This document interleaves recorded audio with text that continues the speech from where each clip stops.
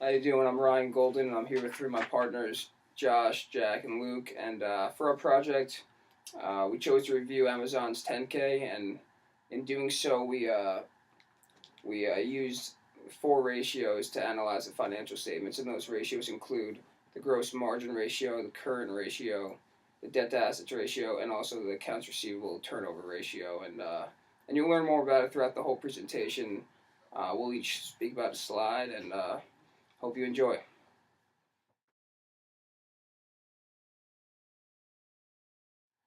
Hi, I'm Luke, and I'm here to talk about the gross margin ratio for Amazon over the past 3 years. And gross margin virtually is how much sales the company does is converted into profit. So, in their past 3 years, their gross margin ratio has gone up from 22% to 25% to 27%, which is encouraging because that means that they're finding new ways to maximize their revenue and profits while still maintaining their sales. And it's encouraging also because their competitors, and eBay being the main one, is only at about 16%, and Amazon's at about 25% average.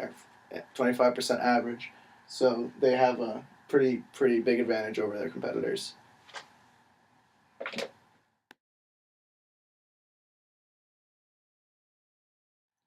The current ratio for Amazon is both good and bad. It's good because it's above one, and the current ratio means your current assets over current liability. So you want it to be above one, meaning that you, for every $1 of liabilities, you have more than $1 of assets. And so for them, it's good because they're over one. But the past 3 years, it's declined each year from 1.2 roughly to 1.1 to 1. So although they still maintain above one, which is what you want, they're going down each year. So if this trend continues, then that could be something that is startling about the company. So, but basically, in 2013, the most recent year, for every dollar of liabilities Amazon has, it has roughly $1.07 of assets.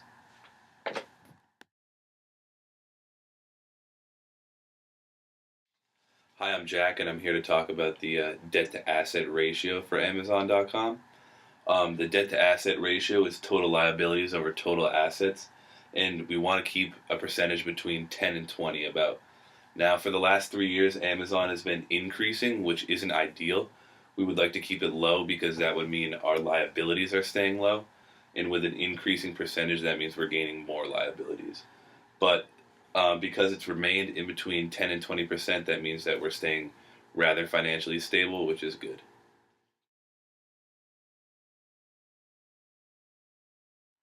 Hi, my name is Josh, and I'm going to talk about the accounts receivable turnover ratio. Um, it is calculated by net sales or net credit sales over average net accounts receivable, and it shows us the number of times on average that Amazon collects its receivables throughout the year. And looking at the numbers, as you can tell, in 2011 it was around 22, and it is increasing from in 2012 it was 23.5, and by 2013 it was around 25. And these numbers show that it is um, becoming more efficient in its effectiveness in extending credit and collecting their debts.